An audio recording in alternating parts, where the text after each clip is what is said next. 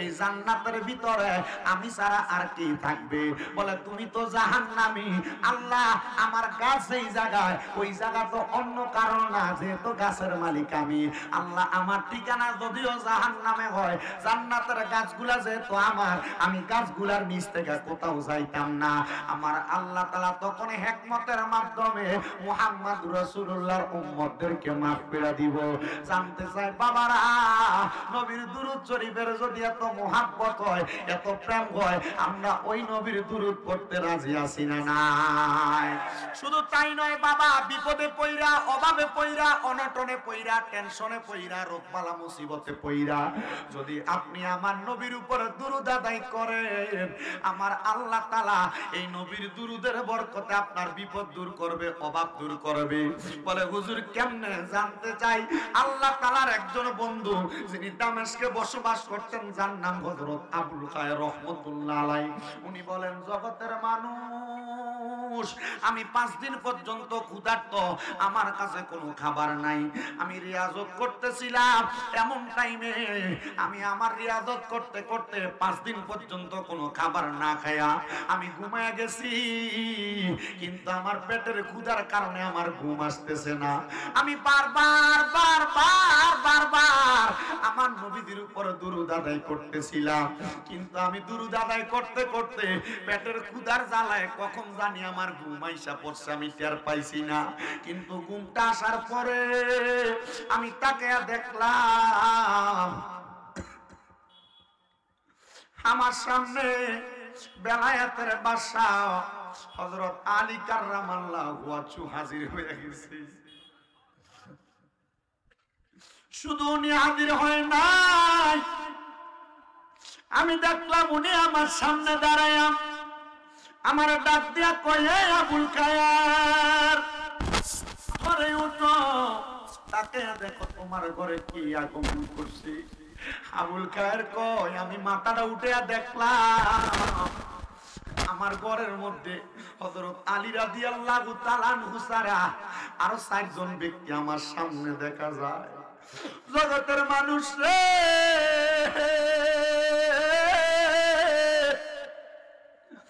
আমি মাওলা আলীরে প্রশ্ন করলাম, ও মাওলা আলী গো, তারা কারা?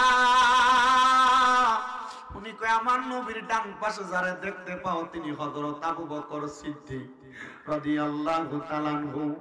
আমার নবীর বাম পাশে যারা দেখতে পাও উনি হযরত ওমর রাদিয়াল্লাহু তাআলা আনহু।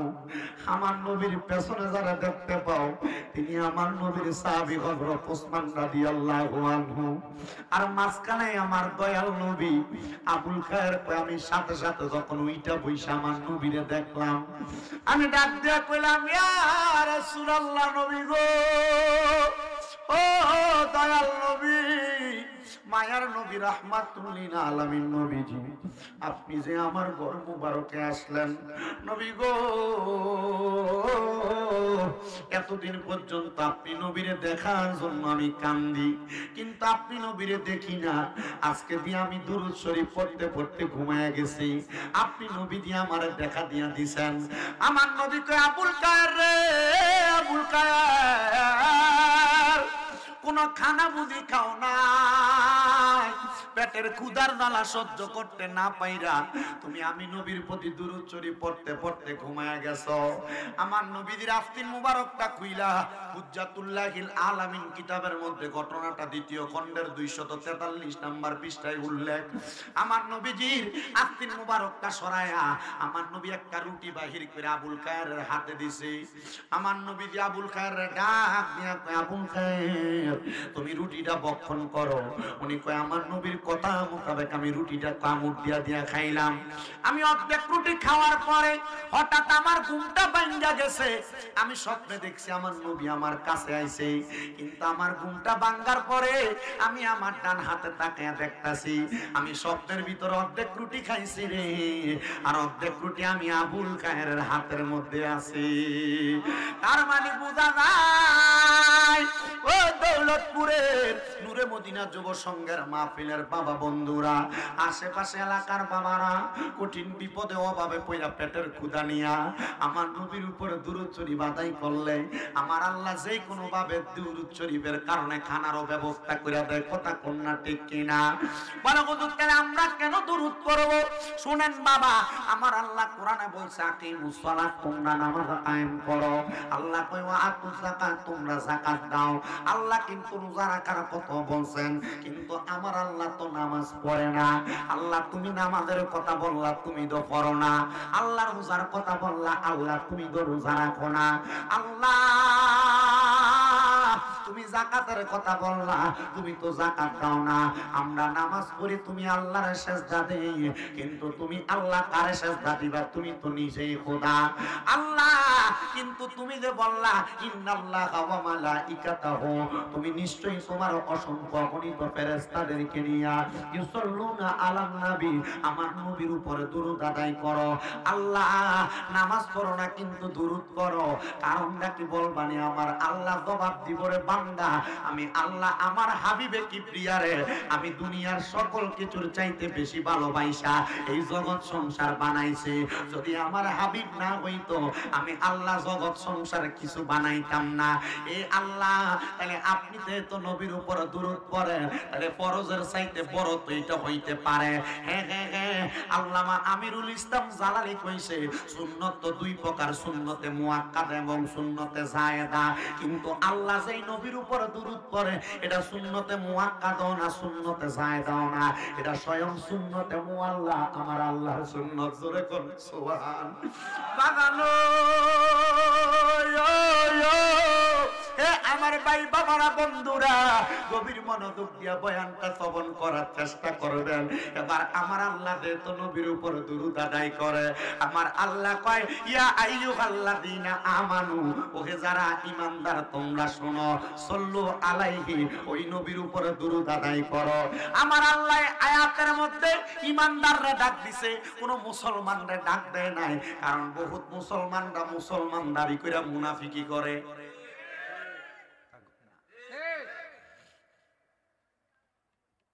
বহুত মুসলমানরা মুসলমান দাবি কইরা মুনাফিকি করে, বেঈমানি করে, পরের হক মাইরা খায়, মিছা কথা কয়। কথা কোন ঠিক কিনা? আমার আল্লাহ এই আয়াতের মধ্যে কোন মসজিদের ইমাম সাহেবরে ডাক দেয় না। আল্লাহ কেন? কারণ আমার আল্লাহ জানে বহুত ইমাম সাহেবরা মিম্বরে বইয়া বইয়া মিছা কথা কয়। কি জান না? বহুত বড় বড় হুজুররা কি সুন্দর ওয়াজের স্টেজে বসে নারে রিসালাত এগুলো কই পাও? ফালতু। হযরত ওমর রাদিয়াল্লাহু আনহু যদি থাকতো, সৌদি আরব থেকে বাংলাদেশে আইয়া এসব মৌলবীরা গর্দান আলাদা করে দিত। আমার উদ্দেশ্য কারোর বিরোধিতা করা নাই, তবে যেটা হক আপনি যদি না বলেন আপনার জিহ্বা কাটবে আল্লাহ। কথা কন না কেন? কষ্ট হইতেছে আপনারা? আমার কষ্ট হইতেছে। আমার পুরা শরীরে জ্বর এবং গিরায় গিরায় ব্যথা। আমি যে এখানে আসবো, আমি যখন 4:40 বাজে তখন আমার ঘরে আমার গাড়িটা যেটা দিয়ে আইছি এটা মনে উইরে আইছি, উইরিয়া এমন মনে হয়েছে। আগামীকালকে আমার মাদ্রাসার মাহফিল, আমি সব ফালাই দিয়া শুধু ও আদা যেন ঠিক থাকে আসছে, সিটার হইয়া দাম। আমি চাই না আমার নাম এমন সিটার বাচ্চারা খাতা তুলব। আমি আমার জীবনে কোনোদিন এগুলা করি নাই, তো বহুত মাহফিল কমিটি আমরা লোকে সিটারি করে। আমি চিন্তা করি ও আদা দিয়ে সিটারি করে, করুক না, এরা মুনাফিকের কাতার উঠলে আমি কি উঠুন নাকি? এই কথা নাই, ঠিক আছে না? তো যেই কথা বলতেছিলাম, আল্লাহ এই জন্য ইমাম সাহেবেরও ডাক জোরে কয় না, ইমাম সাহেবেরও ডাক। আমার আল্লাহ কয় যে আইয়ুহাল্লাযীনা আমানু, ওহে যারা ঈমান আনছো, সাল্লু আলাইহি, ওই নবীর উপর দুরূদ আদায় করো। কারণ ইমানদাররা নবীর দুরুদের মর্ম বোঝে। কথা কোন না ঠিক কিনা? আন্নাসার যত আপনি দুরুদ আদায় করেন, ইমান যদি ঠিক না থাকে আপনার কাছে দুরুদ মজা লাগতো না, মজা লাগতো না, মজা লাগতো না। এজন্য আশিক কয় ওরে দুরুদের পাগল হইলে করবে নবী পার, কন্যা দুরুদের পাগল হইলে করবে নবী পার। আল্লাহুম্মা সাল্লি আলা পরবারে বার, বলেন আল্লাহুম্মা সাল্লি আলা। আরে নবীর দুরূদ পড়ে যারা, আরে সাচ্চা ঈমানদার তারা, বলেন নবীর দুরূদ পড়ে যারা, ওরে সাচ্চা ঈমানদার তারা। আইরে সকলে আসে কোন তাইলে, সকলে আসে কোন তাইলে দুরূদ পড়ো বারে বার। আল্লাহুম্মা সাল্লি আলা পড়ো বারে বার, বলেন আল্লাহুম্মা সাল্লি আলা পড়ো বারে বার। হাইরে দুরূদের পাগল হইলে করবে নবী পার, বলেন দুরূদের পাগল হইলে করবে নবী পার।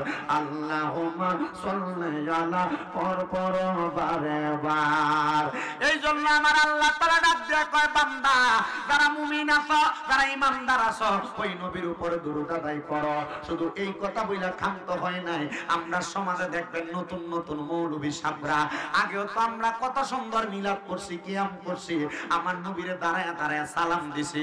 নতুন নতুন মাদ্রাসায় পড়া এলাকায় আটকা মৌলবী সাহেব ফতুয়া দেয়, নবীরে দাঁড়ায় দাঁড়ায় সালাম দইলা বেদাত কাম, বেদাত কাম। কিন্তু আমার আল্লাহ কোরআনে কয় ওয়াসাল্লিমু তাসলিমা, সালাম দাও আদবের সাথে, তাসলিমান আয় তাকরিমান, সম্মানের সাথে আমার নবীরে সালাম দিতে কইছে।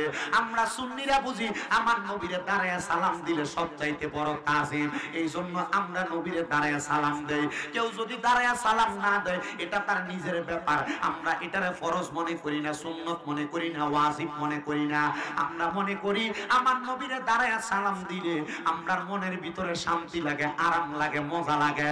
এবার বলেন বাবা, যে এই নবীরে আমার আল্লাহ বলছে তাজিমের সাথে সালাম দেওয়ার জন্য, আমরা সবাই ওই নবীর উপরে বেশি বেশি করে দুরূদ সালাম আদায় করার দরকার আছে না নাই? তাহলে সবাই ঘুরে ঘুরে দুরূদ শরীফ আদায় করেন। আল্লাহুম্মা সাল্লি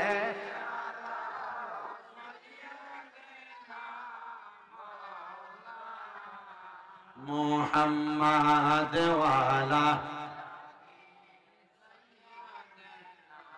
মাওলানা। কবর যদি সাও জালা, দুরূদ বানাও গলার মালা, পাইবাই আমার নূর নবীকে ঘুমের ঘরে স্বপনে। আল্লাহুম্মা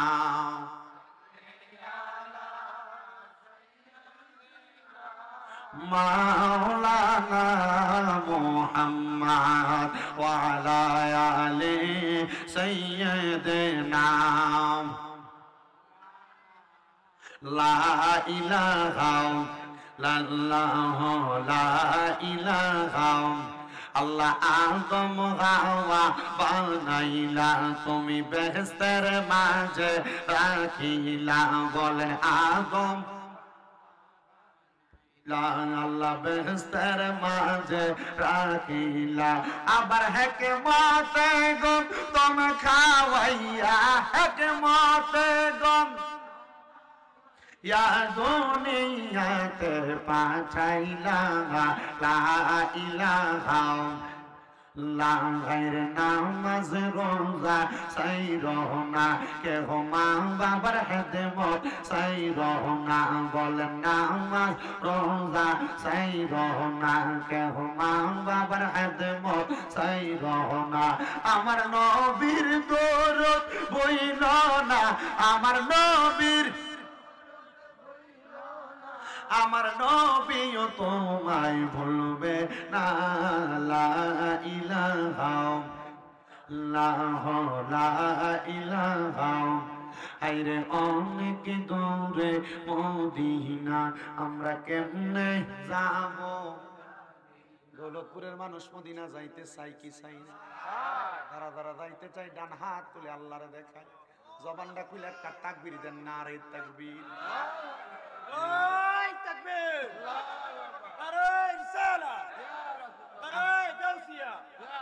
আপনার কি আসলে মদিনা যাইতে চান?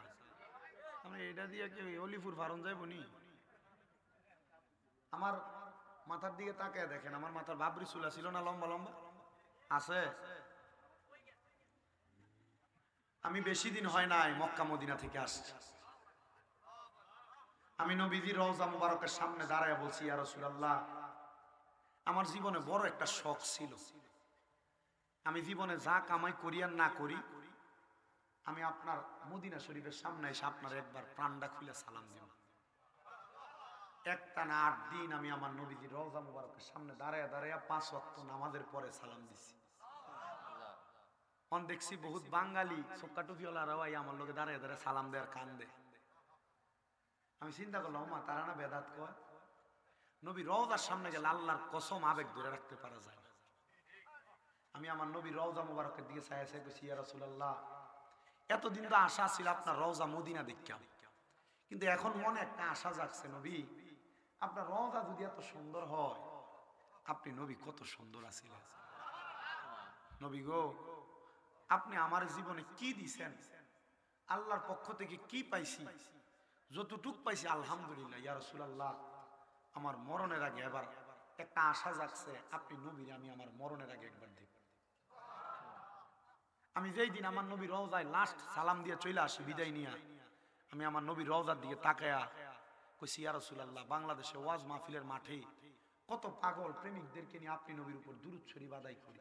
নবী গো, অনেকে টাকার জন্য আসতে পারে না, অনেকে সম্পদ নাই এজন্য মক্কা মদিনা আসতে পারে না। ইয়া রাসূলুল্লাহ, আপনি তারারে মরণের আগে একবার হইল মক্কা মদিনা দেখেন। আমি আপনাদের জন্য এই দোয়াটা শুধু করি নাই, আমি আল্লাহর কাবা ঘরের সামনে যখন গেছি, কাবা ঘরের গিলাপটার মধ্যে ধরে ধরে এই দোয়া করছি, আল্লাহ যারা এখনো মক্কা মদিনা আসতে পারে না তাদেরকে তুমি মক্কা মদিনা আনো। আমি এই দোয়াটা আপনাদের জন্য করছি। আপনার টাকা আছে না? শায়েস্তাগঞ্জের দৌলতপুরের মসজিদে নামাজ 1 ওয়াক্ত পড়লে 1 ওয়াক্তের সওয়াব পাবেন, কিন্তু মদিনা শরীফের মসজিদে নববীতে 1 ওয়াক্ত নামাজ পড়লে 50,000 ওয়াক্তের সওয়াব পাবেন। আপনি এই শায়েস্তাগঞ্জের দৌলতপুরের মসজিদে 1 ওয়াক্ত নামাজ পড়লে 1 ওয়াক্তের সওয়াব পাবেন, কিন্তু মক্কা শরীফের কাবা শরীফের সামনে যায় যদি আপনি 1 ওয়াক্ত নামাজ পড়েন 1 লক্ষ ওয়াক্তের সওয়াব পাবেন। আপনি চিন্তা করে দেখেন, আপনার হায়াতে জীবনে আপনি বাঁচলে 1 লক্ষ ওয়াক্ত নামাজ পড়ে শেষ করতে পারবেন? টাকা যদি থাকে ব্যাংকে ভালো রাখেন, টাকা পয়সা বর্তমানে মুসিবতেরও কামাই করে। 1.5-2 লাখ টাকা আলাদা কইরা যে কোনো মুআল্লিমের হাতে দিয়ে কইেন, বাবা কিছু হাঁটতাম না আমার মক্কা মদিনা দেখায়া। 2-3 লাখ টাকা এক লগে হইয়া গেলে আপনি এক কোনা দিয়া বন্ধে জায়গা কিনা ফালাই রাখেন। ধর্মী আপনার জায়গা সম্পদ সন্তানকে দিয়া যাবেন, এই সন্তানের জায়গা সম্পদ অপভাবে ব্যয় করবে। জায়গার একটা কোনা দিয়ে বিক্রি করেন, কইরা এই জায়গাটা বিক্রি করার পর যে টাকা হইব মক্কা মদিনা যাবে। পর্দার অনেক মা বোন আছেন, আপনার 1 ভরির উপরে 2-3 ভরি 4 ভরি স্বর্ণ যদি থাকে, আমি আপনার কাছে কোনো এই স্বর্ণ গয়না আপনি কবরে নিয়ে যাইতেন না। মারা যাওয়ার পর আপনার মেয়ে নিব, ছেলের বউ নিব, ভাগাভাগি করে নিব। আপনি এই স্বর্ণ থেকে 1-1.5 ভরি স্বর্ণ বিক্রি করেন, স্বর্ণের দাম এখন অনেক চওড়া, বিক্রি করে জামাইয়ের হাতে তুলে দিয়া কোন তোমার কাছে মরণের আগে আর কোনো সাহিত্যানীরা বহুত মালয়েশিয়ানরা মদিনা শরীফের যে সবুজ গম্বুজটা আছে, গম্বুজটা দিকে তাকায় তাকায় ছোট বাচ্চারা রে কিছু না দিলে বা কেউ মারলে এভাবে কান্দে না, নবী রওজার দিকে ফিরা ফিরা ঠিক ছোট বাচ্চাদের মতো কান্না করে। আরে মিয়া, জীবনের সফলতার আপনি কি চান? পোলাপান কক্সবাজার যাওয়ার লেগা 10-15 হাজার টাকা বাজেট করো, আমি বলবো দাও তোমার পাও আমার সামনে দাও, পারলে জিব্বা দিয়া পরিষ্কার করে দিই। কেন? এই মক্কা মদিনা যাও, এই টাকাটা কক্সবাজারের জন্য বাজেট না কইরা কক্সবাজার যাইয়া তুমি বেহায়াপনাওয়ালা মেয়েদেরকে দেখবা, তোমার চোখের জিনার গুনাহ হবে, কিন্তু এই টাকাটা তুমি আলাদা করে রাখো, রাইখা মক্কা মদিনা যাবে, নিয়ত করো। বুখারীর হাদিস, নিয়াতুল মুমিনিন খায়রুম মিন আমালি, মুমিনের নিয়ত তার আমলের চাইতে উত্তম। মক্কা মদিনা না যাইতে পাইরা টাকা জমাইতে জমাইতে যদি মইরেও যাও, আমল নামায় মক্কা মদিনা যাওয়ার সওয়াব পাইবা। আর কি চান আপনি? আপনি ওই মক্কা মদিনা দেখে আসার পরে আপনার মনে আর শান্তি লাগবে না, বাংলাদেশের কিছু ভালো লাগবে না, আপনার কাছে মনে হবে ওই জায়গাটাই মনে হয় ভালো। যদি পারতাম মক্কা মদিনার সুইপার হয়ে থাকতাম, ধুলাবালি পরিষ্কার করার, আপনি ওইখানে থাকতেন। বহুত বাঙালিরা প্রশ্ন করছি, তুই যে সাফ করস ওই জায়গায় বেশিরভাগ বাঙালিরা পরিষ্কার করতেছে প্রবাসী। কইলাম এদিকে সাফ করস, বেতন কত? ও মাত্র 600 রিয়াল। কইলাম তো 600 রিয়াল, হুজুর মাঝে মাঝে হাদিস সাহেবরা কিছু হাদিয়া দেয়, এটা আলহামদুলিল্লাহ। আমি দিকে এলাম 600 রিয়াল এই হাদিয়া দিয়ে কেমন হয়? ও হুজুর আল্লাহর কাছে জীবনে তো বহুত গুনাহ করছি, পাপ করছি, আল্লাহ মাফ করবে কিনা জানি না, তবে এই একটা উসিলা দিতাম ভাইরা আল্লাহ মক্কা মদিনা সাফ করছি। আপনার কি চান? যাইতে চান ওই মক্কা মদিনা? কারা কারা চান? সোজা করে ডান হাত তুলে দেখুন।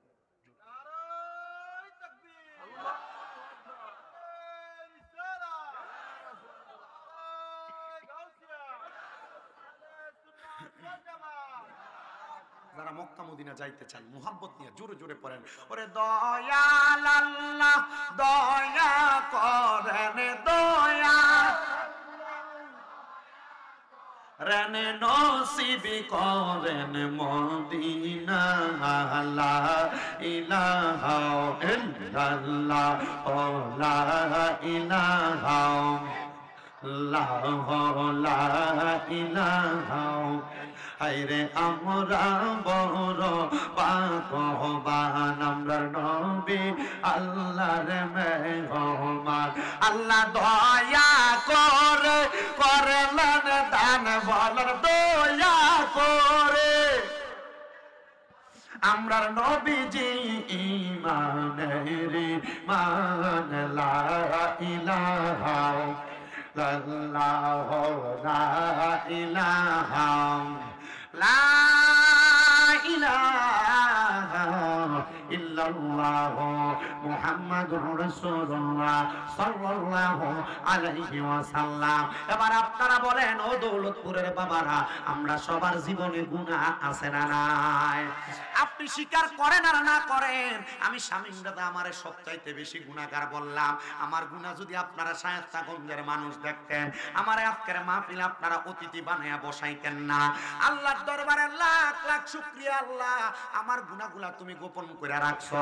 এ দাড়ি পাকা মুরব্বী বাবারা, একটা বার চিন্তা করে দেখেন, আপনার জীবনের গুনাহ যদি আপনার সন্তান দেখতো গো, আপনার বাপ পরিচয় দিত না। আমার যুবক বাবারা গো, আপনি একবার চিন্তা করে দেখেন, আপনার জীবনের গুনাহ যদি আপনার মা দেখতো, আপনার ফুটবলা পরিচয় দিত না। এ পর্দার অন্তরালের মা, একবার চিন্তা করো গো মা, তোমার জীবনের গুনাহ যদি তোমার এলাকার মানুষ দেখতো, তোমারে কিন্তু এলাকার মধ্যে জায়গা দিত না। হায়রে ও দৌলতপুরের মুসলমান, আমরা জীবনে কত গুনাহ করছি লুকে লুকে, কত গুনাহ করছি গোপনে গোপনে। আমরার গুনার খবর কেউ জানে না, একজন জানে, তিনি হইল আমার আল্লাহ। একবার চিন্তা করে দেখেন রে বাবা, এলাকার মধ্য দিয়া যদি কোনো মানুষ চুরি করে হাইটা যায়, মানুষ তারা চোর করে খেদায়া দেয়, কিন্তু আমার আল্লাহ এত দয়াবান, আল্লাহ তো পারতো আমরা তো মিশা কথাকে আমরা কপালে লিখে দিত, আমরা মিথ্যাবাদী মানুষ, আমরা মিথ্যাবাদী বলে ডাকতো গো। আল্লাহ তো পারতো আমরা কপালে লিখে দিত, আমরা যে নামাজ পড়ি না, আল্লাহ লিখতো বেনামাজি মানুষ, আমরা বেনামাজি কইয়া ডাকতো। আল্লাহ দরবারে লাখ লাখ শুকরিয়া, ওই আল্লাহ আমরা কপালে বেনামাজি লিখে দেয় নাই। আল্লাহ কয় বান্দা, গুনাহ করতে করতে ক্লান্ত হয়ে গেছো, লা তাকুনাতু মির রাহমাতিল্লাহ, আমি আল্লাহর রহমত থেকে তোমরা নিরাশ হইও না। ইন্নাল্লাহা ইয়াগফিরুয যুনুবা জামিআ, নিশ্চয় ওই আল্লাহ সকল প্রকার বড় বড় গুনাহগুলো ক্ষমা করে দেয়। ইন্নাহু হুয়াল গফুরুর রাহিম, নিশ্চয় তিনি আল্লাহ যিনি ক্ষমাশীল এবং দয়ালু। যে আল্লাহ ক্ষমাশীল এবং দয়ালু, আমি জানতে চাই বাবারা, ভিক্ষুক একজনের কাছে একবার ভিক্ষা চাইলে যদি কয় মাফ করো, দুইবার যদি কয় মাফ করো, তৃতীয়বার ভিক্ষুক ভিক্ষা চাইলে মালিকটা কিন্তু বিরক্ত হয়েও ভিক্ষা দিয়া দেয়। আমরা যদি গুনাহ করতে করতে আমরা কলব দ্বারা জাজরা বানায়া থাকে, আমরা যদি ওই আল্লাহর কাছে জীবনের গুনাহগুলো মাফ করানোর জন্য পাগলের বেশে আল্লাহ তাআলার জিকির করে, আমার আল্লাহ তাআলা আমাদের জীবনের গুনাহটি মাফ করতে পারে কি পারে না?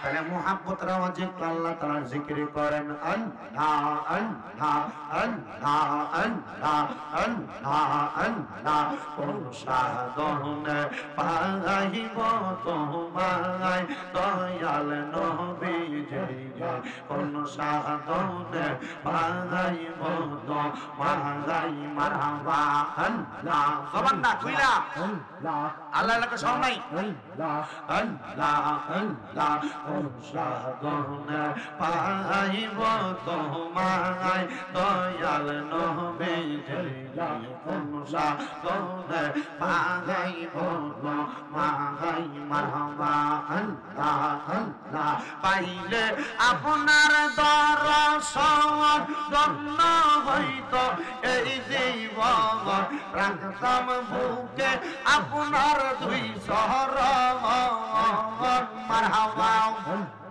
পাইলে আপনার দর্শন ধন্য হইত এই জীবন রাখতাম বুকে আপনার দুই চরণ মারহাবা আপনাই কোলে উঠাইয়া দেখতাম নগর ঘুরিয়া হইত জীবনার মরর দয়াল নবী গো কোন সাধনে পাইব আপনারে মারহাবা আল্লাহ আল্লাহ কোন সাধনে পাইব আপনারে দয়াল নবী গো কোন সাধনে পাইব আপনারে মারহাবা আল্লাহ আল্লাহ তোমায় ডাক দিলে শেখের দিকে চাইও রে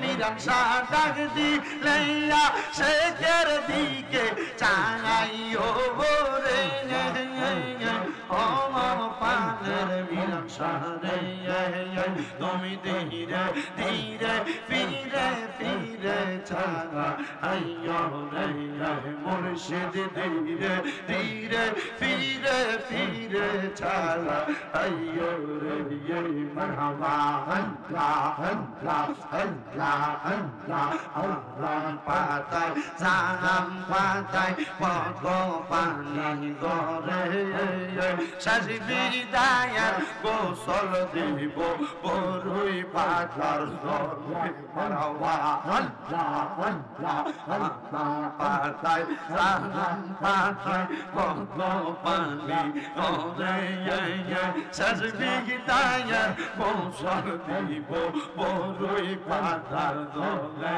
মারহাবা আল্লাহ আল্লাহ আতর গোলাপ সুরমা চন্দন সেটাই দিব রে আতর গোলাপ সুরমা চন্দন সেটাই দিব রে ও পানের মোম মুর্শিদ রে তুমি ধীরে ধীরে ফিরে ফিরে চালা আইয়ো রে মারহাবা আল্লাহ আল্লাহ আমার বিয়ার চাঁদরে আমি চার জনারে দেখি আমদার বারে নামাই দিয়া দিব আমায় ফাঁকি মারহাবা আল্লাহ আল্লাহ ওই কবরে নূরের নবী আইব রে ওই কবরে মিরান শাহ তাতারি আইব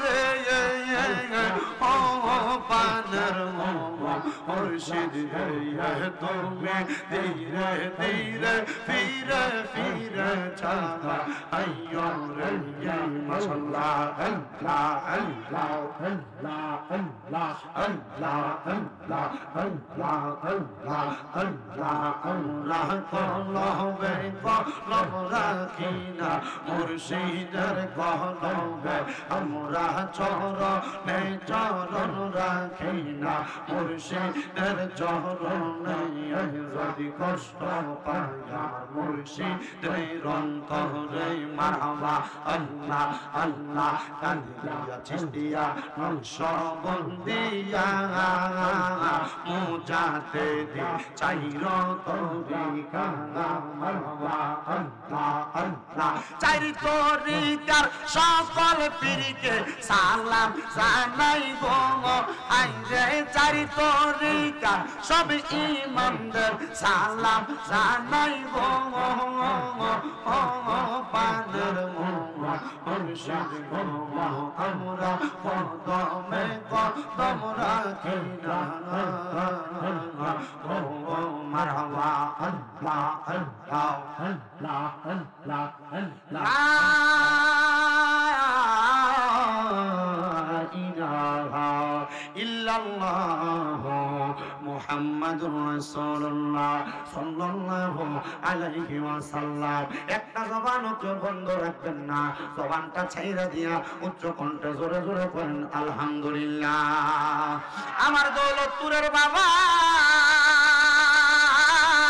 আর ডাইনে বামে যাব না, আমি ডাইরেক্ট আমার আলোচনার মধ্যে চলে যাচ্ছে। আমি আপনাদের কাছে আল্লাহ তাআলার কোরআনুল আয়াত তেলাওয়াত করেছি। আমার আল্লাহ কয় বান্দা ওয়া করনা ফি বুয়ুতিকুন্না ওয়ালা তাবাররাজনা তাবাররুজাল জাহিলিয়াতিল উলা। আমার আল্লাহ কয় তোমরা তোমাদের নারীদেরকে জাহিলিয়া যুগের মহিলাদের মতো বের হতে দিও না। কিন্তু আমরা সমাজের মহিলারা এমন ভাবে বের হয়ে বেড়ায়, এমন ভাবে বেপরোয়া ভাবে ঘুরে বেড়ায়, ওই মহিলাদেরকে তাদের স্বামী ডাক দিলে শোনে না, ভাই ডাক দিলে শোনে না, স্বামী ডাক দিলে শোনে না, বাপ ডাক দিলে শোনে না। এবার বলেন এমন ব্যাপারটা ঘুরি না মহিলা পুরা হবিগঞ্জ এলাকায় আছে না নাই? আমি বলবো পর্দার অন্তরালের মা, আমি চাই না গো মা আপনারা কোন মহিলারা জাহান্নামে যান। আমি চাই না আমার এ হবিগঞ্জের কোন নারীরা জাহান্নামে যাক। এ মুসলমান, এ নবীর উম্মতের দল, এ আশিকে রাসূল ভাই বাবারা, আমি চাই আমার সব মা বোনেরা জান্নাতে যাক। আপনারা বলেন আপনার মা, আপনার বোন, আপনার মাইয়া, আপনার স্ত্রী এরা জান্নাতে যাক, আপনারা চান কি চান না? এই জোরে কোন নাইলে পরে বাইক গেলে ফিরে দিব তো বেটা, জোরে না করলে কবু জান্নাতে যাই চাইছে কনে, তুমি তো জোরে কইছো না। জান্নাতে যাক আপনারা চান কি চান না? দৌলতপুরের মহিলারা জান্নাতে যাক আপনারা চান কি চান না? আমি শুধু আপনাদের উদ্দেশ্যে বয়ান করি না, হয়তো আপনারা এখানে প্যান্ডেল পুরা মানুষ আছেন, কিন্তু আমার বয়ানটা এই চোখগুলার মাধ্যমে, মিডিয়ার মাধ্যমে দেশ বিদেশের বহুত মানুষ শুনবে। আমি তাদের উদ্দেশ্য বলতে চাই, ও আমার মা, আমার আল্লাহ তোমরা বড় মুহাব্বত করে বানাইছে, বড় মায়া করে বানাইছে, বড় আদর যত্ন করে বানাইছে। এই আদর যত্নের দেহটারে তুমি কেমনে গো জাহান্নামের আগুনে পুড়তে দিবা? তুমি ব্যাপারটা চলো, তোমার ভিতরে পর্দার কোনো আমল নাই, তুমি বাদে বাদে চলো, তোমার মাঝে কোনো পর্দার আমল নাই। আমি এই ব্যাপারটা বেহায়াপনার কয়েকটা কারণ বলে আপনাদেরকে। এক নাম্বার ব্যাপারটা বেহায়াপনা হলো অনেক মহিলারা বুড়া বেড়ায় যদি তাদের বাড়িতে আসে, তাদের সঙ্গে কথা বলতে দ্বিধা দ্বন্দ্ব মনে করে না। যদি দিগাই ও মা এ বুড়া বেড়ার লগে তুমি কেন কথা কও, কয় এটার লগে কথা কইলে কি হইবে, এটা তো আমার বাপের মতো। জি না, ইসলামের মধ্যে বাপের মতো বলতেও কোনো শব্দ নাই, বাপের মতো বলতেও কোনো শব্দ নাই। কোন মহিলা বাপের মতো মনে কইরা, ভাইয়ের মতো মনে কইরা কোন পুরুষের সঙ্গে অবৈধভাবে কথা বলতে পারবে না। মাহফিল কমিটি আমার বড় মারাত্মক একটা সাবজেক্ট দিছে। গত বছর দাওয়াত দেওয়ার কারণে ওয়াজ মনে হয় একটু কোন রকম তাইলে মিলার কারণে বছর দাওয়াত দিছে। তবে আমার একটা বিশ্বাস, আগামী বছর দাওয়াতটা এটা আমার কাছে আসবে না, কারণ আজকের ওয়াজটা বহুত বেড়াই রাগ করব, বহুত মহিলারা রাগ করব। ও বাবা, রাগ করুক আর না করুক, আমার কথা কোনো কোরআন সুন্নাহর কথাগুলো বলা। যদি আপনি রাগ করেন আমার কোনো কিছু আসে যায় না, যদি আপনার খারাপ লাগে আমারও কোনো কিছু আসে যায় না। এবার বলেন বাবার মতো, ভাইয়ের মতো মনে কইরা বহু মহিলারা পুরুষদের সঙ্গে কথা বলে এমন অবস্থা আছে না নাই? আছে। দুই নাম্বার হলো অনেক মহিলারা তাদের দেবরের সঙ্গে অবাধ ভাবে চলাফেরা করে। কষ্ট হইতাছে? এই পোলা ভাই, তোমরা মনে করো না যে খালি ভাবি তোমরা সামনে এলে ভাবির গুণ হইব। তুমি ভাবির সামনে গেলে তোমার দিয়ে এমন একবার আল্লাহ এমনি ছেড়ে দিব, এমন না। আমি আগে মহিলাদের তো কই আপনারা দিয়ে ঠিকঠাকটা বালা করে লয়, এরপর আপনারা দোষটি কম। রাজি আছে? রাজি আছেন আপনারা? এবার আল্লাহর নবী বলতেছেন, উম্মত, হে উম্মতের দল, একটা বাবির জন্য তার দেবর হইল মৃত্যু সমতুল্য মৃত্যু। মানে কাল সাপের মতো একটা বাবি তার দেবরের সামনে গেলে, কাল সাপ কামড় দিলে মানুষ যেমন মারা যায়, বাবিটার জন্য জান্নাত এমন দরজাটা বন্ধ হয়ে যায়। এজন্য দেবরের সামনে যাইতে সাবধান। আপনারা তো অটোমেটিক আপনার বউ এখন তোমার ভাইয়ের মতো কি হইব, না না না, ভাইয়ের মতো বলা যাবে না, এটা আপনার বউয়ের জন্য গায়রে মাহরাম ব্যক্তি। এই ছেলেটার সামনে আপনার বউ যাইতে পারবে না। কিন্তু আমাদের ফ্যামিলিতে দেবর কি ভাবি কি সবাই একসাথে বইয়া ভাত খাইতে কোনো কিছু আসে যায় না। না রে মুসলমান না, এমন কর্ম করা যাবে না। 3 নাম্বার, মহিলারা দুনিয়ার জমিনের ভিতরে অবাধ্য ভাবে স্বামীর অবাধ্য হওয়া। স্বামীর অবাধ্য হয়, স্বামীর কথা মানে না। স্বামী যদি কয় না আজকে তুমি বাজারে যাও না, আজকে ঘর থেকে বাইরে হয়েও না, এমন স্বামীর কথার ডিনাই কইরা অবাধ্য হইয়া স্বামীর কথার উপর দিয়া বাজারে যায় এমন মহিলাও আছে না নাই? আমি বলবো মা, ও আমার দৌলতপুরের মা, হবিগঞ্জের মা, শাস্তাগঞ্জের মা, দৌলতপুরের মা, আশেপাশে এলাকার আম্মুজিরা গো, মনে রাখবা তুমি যদি তোমার স্বামীর কথা না মানো, স্বামীর আদেশ অমান্য করো, আল্লাহর নবীর ঘোষণা, কোন মহিলা যদি দুনিয়ার জমিনের মধ্যে তার স্বামীকে নারাজ রাইখা ইন্তেকাল করে, তাহলে মহিলাটা কবরে গেলে কোনোদিন জান্নাত পাবে না। ও নবী কেন?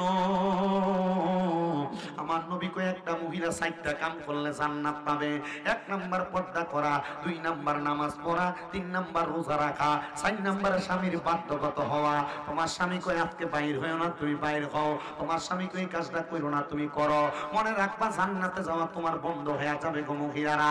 এই জন্য আমি আমার মাদের কাছে বলবো, অনেকে চিন্তা করতে সাইজের ওয়াজ বাইক দিয়ে কমু দেখছি হুজুর কি ওয়াজ করছে, কথা কয় না কা ঠিক কিনা? এ বাবা, আপনার ওভারটেক কইরা বাজারে যায় মার্কেট করে কি করে না? মার্কেট দূরের কথা, আল্লাহর নবী কয় কোন মহিলা তার স্বামীর অনুমতি ছাড়া বাবার বাড়িতেও যাইতে পারবে না। কোথায়? স্বামীর অনুমতি ছাড়া বাবার বাড়িও যাইতে পারতো না। হ্যাঁ, আপনার ওই দি মাশাআল্লাহ, আপনি বইয়ে থাকেন ঘরে আজাইরা ভিডিও হয়ে জায়গা বাজাইরা কষ্ট হইতেছে আপনার, আর অসুবিধা হইতেছে আপনার, আর সমস্যা হবে আপনার। আমার এই একটা ওয়াজ জামাই বড় ওয়াজ ভাইরাল হয়েছে বুঝছেন, কারণ আমি জেনে যাই আমার কুজুরি ওয়াজ দই করে।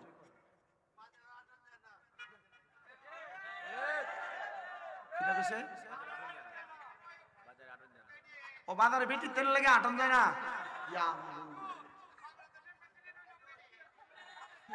বেফরটা বেফর দই, এবার বেফে সিডন ঢকবে না,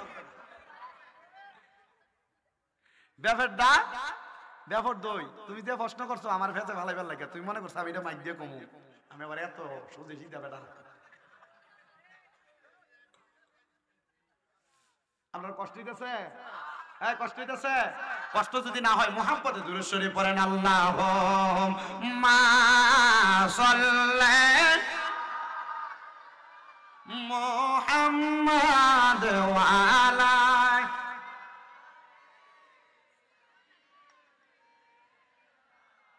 মুহাম্মাদ ওয়া আলা।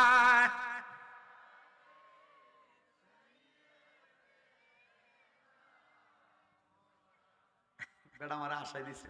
আচ্ছা আমার বাবারা গভীর মনোযোগ, তাইলে মহিলারা স্বামীরকে যদি নারাজ করে, স্বামীর মনে যদি কষ্ট দেয়, তাহলে ওই মহিলা কি জান্নাতে যাবে? কথা কয় না, জান্নাতে যাবে। এজন্য মা রোজা রাখবা, নামাজ পড়বা, পর্দা করবা, আর স্বামীর আদেশ মাইনে চলবা। দেখবা গো মা, তোমার জান্নাত একবারে সহজ হাতের নাগালে। এ বন্ধু, এই নবীর উম্মতের দলেরা, আশিক রাসূল ভাই বাবারা, মহিলারা স্বামীকে নারাজ শুধু করে না, নারাজ শুধু করে না, যদি দিনের বেলা ঝগড়াও হয়, মাঝে মাঝে মাঝখান দিয়া কোল বালিশ দিও ঘুমায়। কি আছে না নাই? আগে বাচ্চা ঘুমাইতো এক সাইডে, যেদিন দিনের বেলা ঝগড়া হইছে এদিন বাচ্চা চলে মাঝখানে। কথা কয় না কেরে? এ মুসলমান, এই নবীর উম্মতের দলেরা, আমি আমার মা বোনদের কাছে বলবো, মা দিনের বেলা যত কিলাকিলি হোক, কন্যা কন্যা হোক, মারামারি হোক, দমকা দমকি হোক, মুখ ফুলাফুলি হোক, ভিডিও দেখো আমরা দিকে দেখাই দেখাই মারতেছে, দিনের বেলা যত ঝগড়া হোক না কেন, আল্লাহর নবী বলে উম্মত রাত্র বেলা যখন স্বামী স্ত্রী একসাথে হবে তাদের বালিশ যেন হয় একটা। কয়টা? জোরে কোন কয়টা? হয় না তিনটাই শুনগালা বউ একটা জামা একটা মাঝখানে কোল বালিশ, কথা কয় না কেন? কিন্তু আল্লাহর নবী কয় যত ঝগড়া, যত ফাসাদ, যত দ্বন্দ্ব, রাত্রবেলা বালিশ হবে একটা। এই হাদিসটা বড় সুন্দর, বড় সুন্দর, বড় সুন্দর। এই হাদিস যখন আমার উস্তাদ রামরারে কুমিল্লা আলিয়া মাদ্রাসায় মুহাদ্দিস হুজুর পড়ায়, হুজুর এই হাদিস পড়ায় আর মুস্কি মুস্কি হাসে। তো হুজুর অন্য কোনো দিন মুখের ভিতরে মাস্ক লাগে ক্লাস আইতো না। এই হাদিস যেদিন পড়াইবো হুজুর আগের দিন কইছে আগামীকালকে সবাই মুখের ভিতরে মাস্ক লাগাইবা, আর বেডিরারে কইছে মুখের ভিতরে মুখস্থ লাগাইবা লাগাইবা, আবার উপর দিয়ে আরেকটা লাগাইবা। আমি বুঝছি না বিষয়টা। পরের দিন হুজুর যখন এই হাদিস পড়ায় আমি দেখছি হুজুর হাসতে হাসতে হুজুরের মাস্ক ভিজা গেছে গা, পোলা পাইনেরও মাস্ক ভিজা গেছে গা, মায়া পাইনেরও মুখের উপর দিয়ে ভিজা গেছে গা। ও মুসলমান, কারণ কি? মানে এটা হাসির কথা কিন্তু সাময়িক জীবনে শিক্ষার কথা। কথা কন্যা ঠিক কিনা? এ মা, আল্লাহর নবীর প্রত্যেকটা হাদিসকে বিজ্ঞান এখন যাচাই করে। আল্লাহর নবী কেন এই কথাটা বললেন, কেন এই কথাটা বললেন? নবী আমার উম্মতের মহিলারা যখন কোন স্বামী স্ত্রী একই বালিশের মধ্যে ঘুমাইবো, তারা যত লাইগা লাইগা থাকবো আর যত জায়গা খালি থাকবো সারা পৃথিবীর মধ্যে, আমার আল্লাহ তাআলা প্রত্যেকটা খালি জায়গা রহমত দিয়া ভরপুর করে দিবে।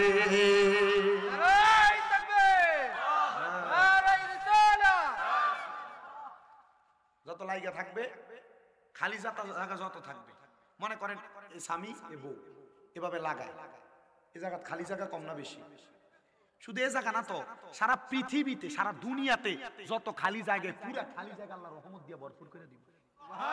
আরো জোরে কইলেন না সুবহানাল্লাহ? আরো মুহাব্বতের আওয়াজে কন্যা সুবহানাল্লাহ।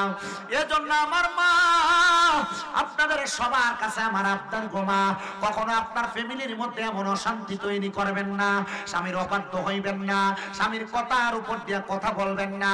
কিন্তু মহিলারা তিনটা কারণে তার সংসারের মধ্যে অশান্তি তৈরি করে। কয়টা? জোরে কন্যা কয়টা? এই কথাগুলা মহিলারা শুনলে তাদের ভালো লাগতে পারে, খারাপও লাগতে পারে। এ মা, তিনটা কারণের মধ্যে দুইটা কারণ আপনার ভালো লাগবে, একটা কারণ আপনার ভালো লাগবে না। তবুও আমি আপনাদের জন্য বয়ানটা করে দিয়ে যাই। এক নাম্বার, একটা মহিলার স্বামীর পরকীয়ার কারণে, একটা মহিলার স্বামীর অবাধ্যবাধকতার কারণে, একটা নারীর স্বামীর অবাধভাবে চলাফেরা করার কারণে একটা মেয়ে সংসারের মধ্যে অশান্তি করে। যেমন মনে করেন আপনার বউ যেমন আছে এমন আলহামদুলিল্লাহ আমি আয়াত তেলাওয়াত করেছি, লা ইউকাল্লিফুল্লাহু নাফসান ইল্লা উসআহা। আমার আল্লাহ বলেন, বান্দা আমি আল্লাহ কারো সাধ্যের বাহিরে কোনো কিছু চাপায়া দেই নাই। তোমার বিয়া করার সময় যেই বউ তোমার কপালে আসিল, এই বউ তোমার জুটছে, কিন্তু বিয়া করার পরে এই বউটার সাথে সংসার করতে করতে 1-2 বছর যাওয়ার পর এখন আর ঘরের বেড়ি ভালো লাগে না, অন্য মহিলার দিকে তোমার নজর যায়। আছে না নাই? আছে না নাই? এ মুসলমানের দলেরা একটু মনোযোগ দিয়া শুনবা। মহিলারা তাদের স্বামীর অবাধ্যবাধকতার কারণে অশান্তি তৈরি করে। আপনি কখনো আপনার স্ত্রীর সামনে অন্য কোন নারীর প্রশংসা করবেন না, আপনার স্ত্রীর সামনে অন্য কোন মহিলার সঙ্গে কথা বলবেন না। আপনি অবাকভাবে আপনার বউয়ের সামনে আপনার ভাবির সঙ্গে কথা বলেন, একই খাটে বসে থাকেন, আপনার ভাবির সঙ্গে অবাকভাবে অন্য কোন মহিলাদের সাথে কথোপকথন করেন। মনে রাখবেন, একটা মহিলা কোনোদিন তার স্বামী অন্য কোন নারীর সাথে কথা বলুক এটা পছন্দ করে না। একটা মহিলা তার স্বামীর মুখে কোনোদিন অন্য কোন নারীর প্রশংসা শুনতে পারে না। আর একটা মহিলা কোনোদিন চায় না তার স্বামীর ভাগ অন্য কাউকে দিতে। এই জন্য আপনাদের সবার কাছে আবদার, অনেকের বউ দেখবেন আপনারে বেশি ইন্টারফেয়ার করে, আপনারে সন্দেহ করে। যে বউটা যে জামাইরে বেশি সন্দেহ করে, ওই বউটা ওই জামাইরে বেশি ভালোবাসে।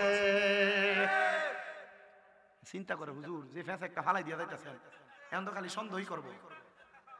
বেশি সন্দেহ করে কেন আপনারে কন্ত? বেশি চিন্তা করে আপনি ওই মহিলা ফালায় আপনি অন্য কোনো মহিলার সাথে সম্পর্ক করেন কিনা। যদি সম্পর্কে লিপ্ত হয়ে যান তাহলে ওর ভালোবাসাটা দুইটা ভাগ হয়ে যাবে, অর্ধেক হ্যাঁ পাবে, অর্ধেক আরেক মহিলা পাবে। এজন্য সে আপনার সন্দেহ করে যেন আপনি অন্য কারোর সাথে লিপ্ত না হইতে পারে। কথা কয় না কেন? কথা কয় না কেন? এ মুসলমান ইমানদারের দলেরা, 2 নাম্বার, আপনি দুনিয়াতে যেমন ভাবে চলাফেরা করেন, ইসলামিক মাইন্ডনেস আপনার মাঝে নাই। ইসলামিক মাইন্ডনেস আপনার মাঝে নাই। বলে হুজুর ইসলামিক মাইন্ড কোনটাকে বলা হয়? ইসলামিক মাইন্ড ওইটাকে বলা হয়, ওই মাইন্ড বলা হয় সেইটাকে আপনি নামাজ পড়েন, রোজা রাখেন, ইবাদত করেন। মনে রাখবেন, হাক্কানি নামাজি, ভালো ইবাদতকারী ব্যক্তির স্ত্রীরা কখনো অবাধভাবে খারাপ কোনো কিছু করে না। হুজুর কেন? বলে আবার আপনি নামাজও পড়েন, গুনাহ বানা করেন, বাজে কাম করেন, আপনার বউ কিন্তু আপনার কথা শুনতো না। বুঝতে পারছেন? এবার মনে রাখবেন বাবারা, আপনি রাত্রবেলা বাড়িতে যান, আপনার বউ আপনাকে একটু পানি গরম করে দেয় না, এটার কারণে ঝগড়া হয় না? আপনি বাড়িতে যান, বউ বউয়ের মতো ঘুমায়, খাবার গরম করে দেয় না, হয়নি? এমন অবস্থা তৈরি হয়। এ মুসলমান, এ নবীর উম্মতের দলেরা, একটু গভীর মনোযোগ দিয়ে বয়ানটা শ্রবণ করার চেষ্টা করবেন।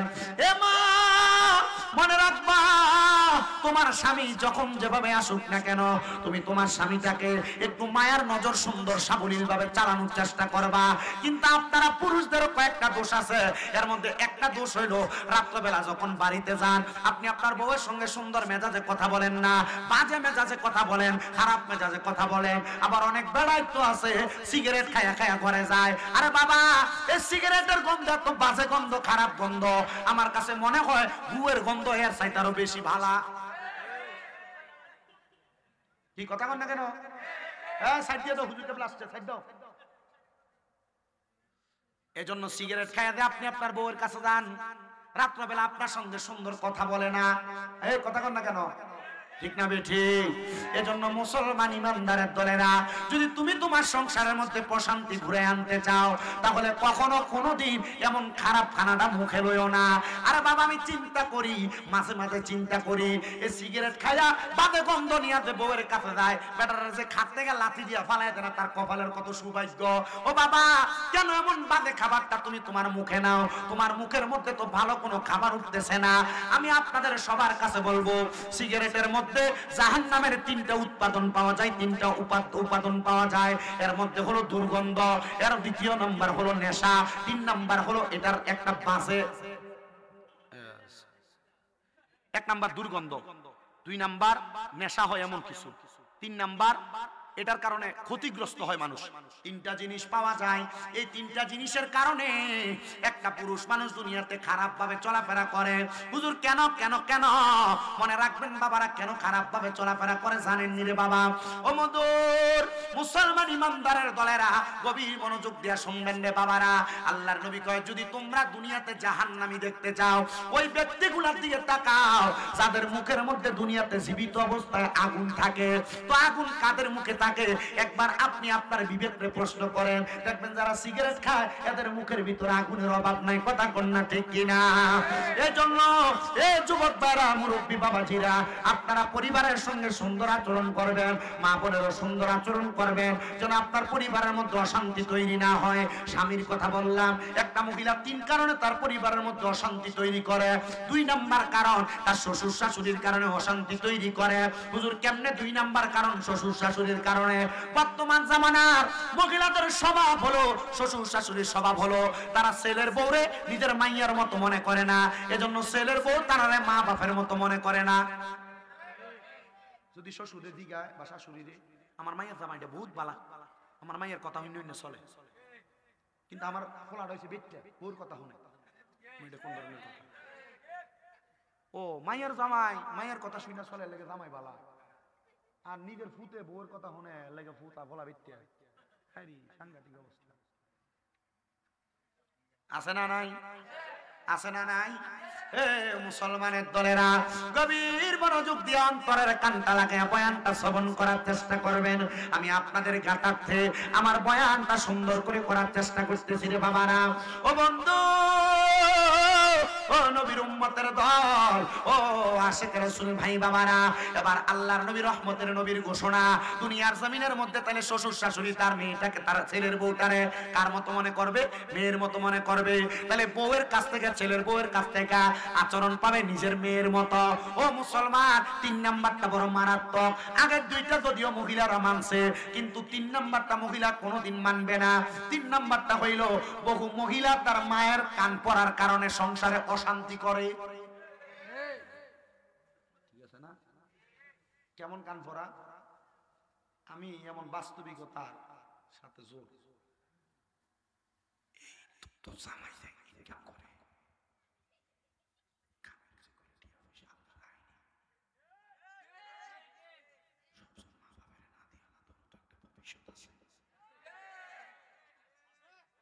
দিছে আপনার সংসার সেই আপনার মা, এই কথা দিয়ে আপনার মা আপনার সংসার নষ্ট করে দিছে।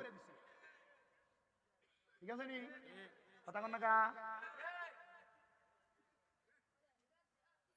কষ্ট দিয়েছে আপনারা।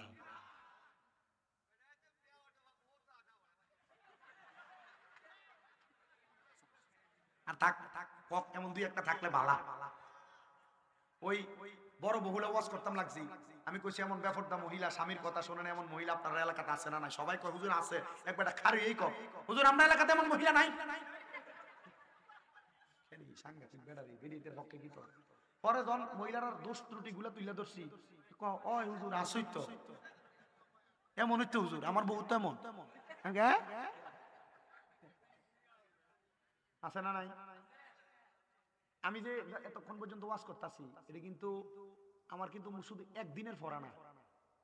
আমি এই পড়াগুলা এই একদিনের এখনের ওয়াজটা একসাথে করতে আমার অনেক দিন পড়া লাগছে।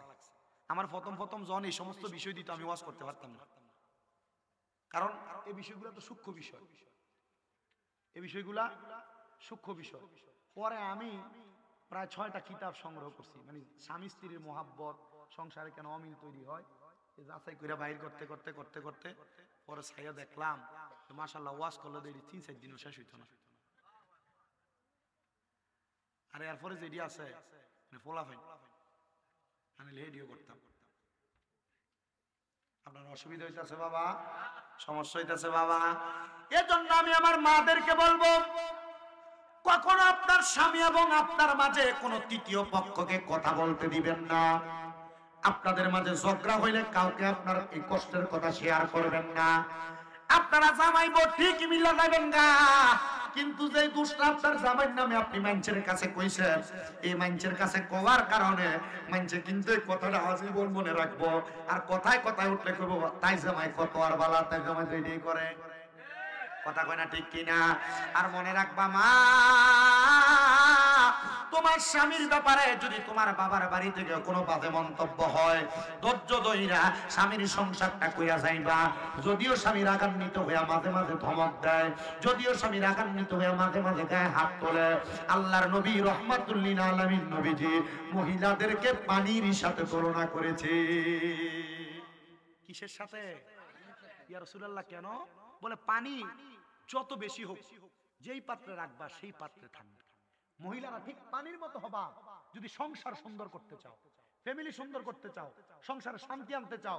পানির মতো স্বামী যেভাবে বলছে এভাবে মাইনা নিবা। কিন্তু না, তুমি এইটা না, কারণ এটা তুমি হইবাও না। কারণ আল্লাহ তোমাদেরকে আদম আলাইহিস সালাতু ওয়াস সালামের বাঁকা পাঁজরের হাড্ডি দিয়ে বানাইছে। তোমাকে একটা কথা বললে তুমি বিগড়াইবা। আপনাদের কাছে আমার আবদা, মহিলারা যত ফার্ম দিয়ে থাকবে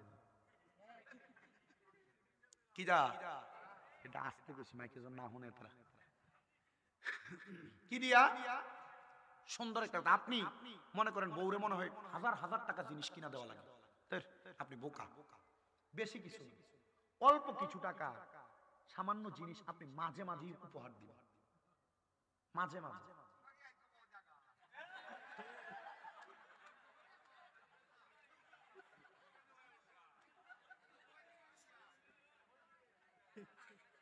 এ বাড়িতে পুরো 1 বছর আইসক্রিম কিনে আনে না, কিন্তু শালি যেদিন বেড়াইতো এদিন আইসক্রিম কিনে আনে।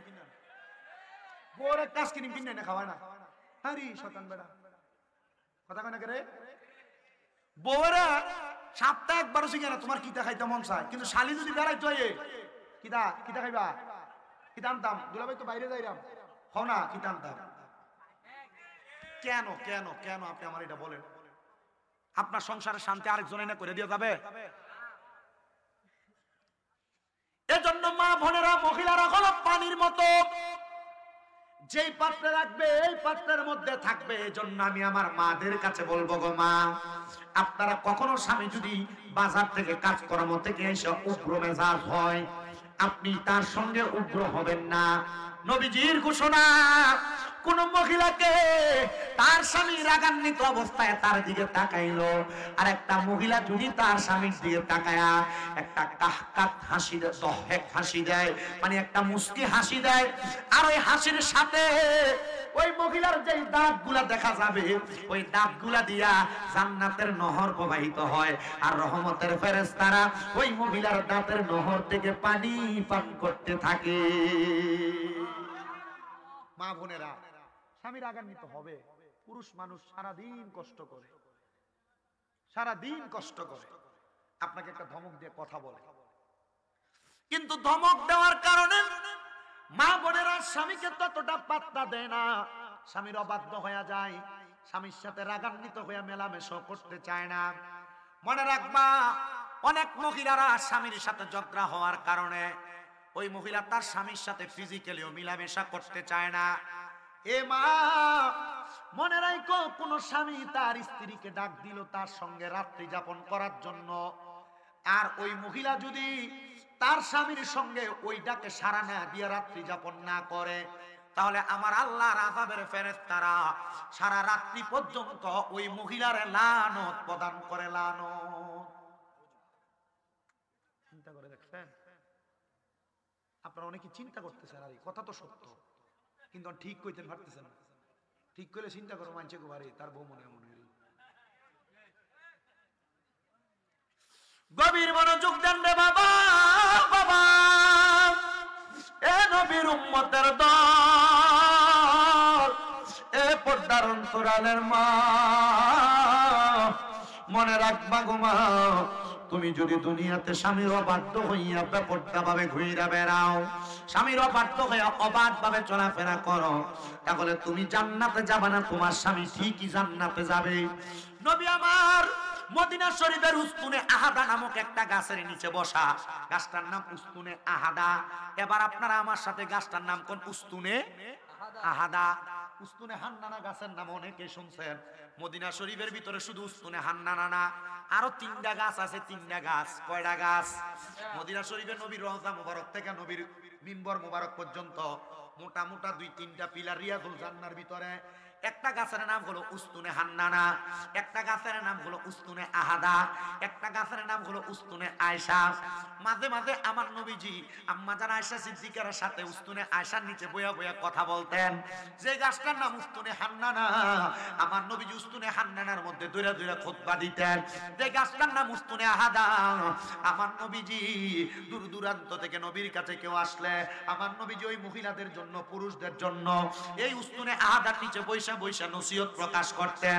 আমার নবী নসিহত প্রকাশ করে, নবী আমার কয় জগতের মানুষ, কোন মহিলা যদি তার স্বামীর মনে কষ্ট দেয় আর ওই স্বামী যদি মারা যায়, আমার আল্লাহ তাআলা ওই স্বামীটারে 40টা হুরের সঙ্গে বিয়া করায় দিব, মানে ওই স্বামীর খেদমতে 40টা হুর গিলমান দিয়া দিব।